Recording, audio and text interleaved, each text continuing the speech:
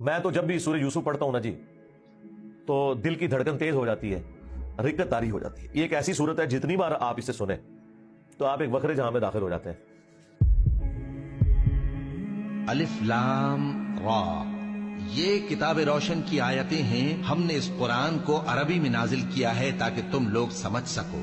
اے پیغمبر، ہم اس قرآن کے ذریعے سے جو ہم نے تمہاری طرف بھیجا ہے تمہیں ایک نہایت اچھا قصہ سناتے ہیں، اور تم اس سے پہلے بے خبر تھے. جب یوسف نے اپنے والد سے کہا کہ ابا، میں نے خواب میں 11 ستاروں اور سورج اور چاند کو دیکھا ہے، دیکھتا کیا ہوں کہ وہ مجھے سجدہ کر رہے ہیں. انہوں نے کہا کہ بیٹا، اپنے خواب کا ذکر اپنے بھائیوں سے نہ کرنا، نہیں تو وہ تمہارے حق میں کوئی چال چلیں گے.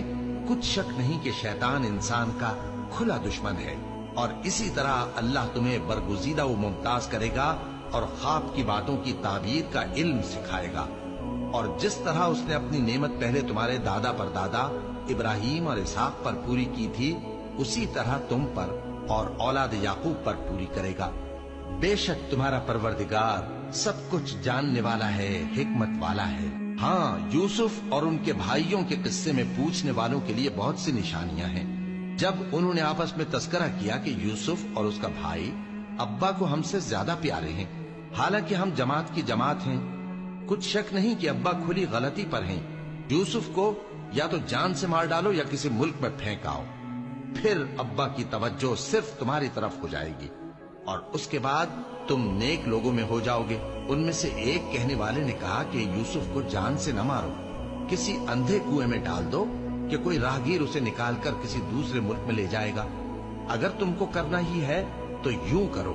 یہ مشورہ کر کے وہ اپنے والد سے کہنے لگے کہ ابا جان، کیا سبب ہے کہ آپ یوسف کے بارے میں ہمارا اعتبار نہیں کرتے، حالانکہ ہم اس کے خیر خواہ ہیں. کل اسے ہمارے ساتھ بھیج دیجئے کہ خوب میوے کھائے اور کھیلے کودے، ہم اس کے نگہبان ہیں. انہوں نے کہا کہ یہ امر مجھے غمناک کیے دیتا ہے کہ تم اسے لے جاؤ، یعنی وہ مجھ سے جدا ہو جائے، اور مجھے یہ بھی خوف ہے کہ تم کھیل میں اس سے غافل ہو جاؤ اور اسے بھیڑیا کھا جائے. وہ کہنے لگے کہ اگر ہماری موجودگی میں کہ ہم ایک طاقتور جماعت ہیں اسے بھیڑیا کھا گیا تو ہم بڑے نقصان میں پڑ گئے. غرض جب وہ اس کو لے گئے اور اس بات پر اتفاق کر لیا کہ اس کو اندھے کنویں میں ڈال دیں، اور ہم نے یوسف کی طرف وحی بھیجی کہ ایک وقت ایسا آئے گا کہ تم انہیں ان کے اس سلوک سے آگاہ کرو گے اور ان کو اس وحی کی کچھ خبر نہ ہوگی. اور یہ حرکت کر کے وہ رات کے وقت باپ کے پاس روتے ہوئے آئے. کہنے لگے کہ ابا جان، ہم تو دوڑنے اور ایک دوسرے سے آگے نکلنے میں مصروف ہو گئے اور یوسف کو اپنے اسباب کے پاس چھوڑ گئے تو اسے بھیڑیا کھا گیا، اور آپ ہماری بات کو گو ہم سچ ہی کہتے ہیں باور نہیں کریں گے. اور ان کے کرتے پر جھوٹ موٹ کا لہو بھی لگا لائے. یعقوب نے کہا کہ یوں نہیں ہے، بلکہ تم اپنے دل سے یہ بات بنا لائے ہو. اچھا، صبر، کہ وہی خوب ہے، اور جو تم بیان کرتے ہو اس کے بارے میں اللہ ہی سے مدد چاہیے. اور اب اللہ کی شان دیکھو کہ اس کنویں کے قریب ایک قافلہ آوارد ہوا اور انہوں نے پانی کے لیے اپنا سقا بھیجا تو اس نے کنویں میں ڈول لٹکایا. یوسف اس سے لٹک گئے. وہ بولا، زہے قسمت، یہ تو ایک لڑکا ہے، اور اس کو قیمتی سرمایہ سمجھ کر چھپا لیا. اور جو کچھ وہ کرتے تھے اللہ کو خوب معلوم تھا، اور انہوں نے اس کو تھوڑی سی قیمت یعنی معدود چند درہموں پر بیچ ڈالا، اور وہ اس سے بیزار ہو رہے تھے.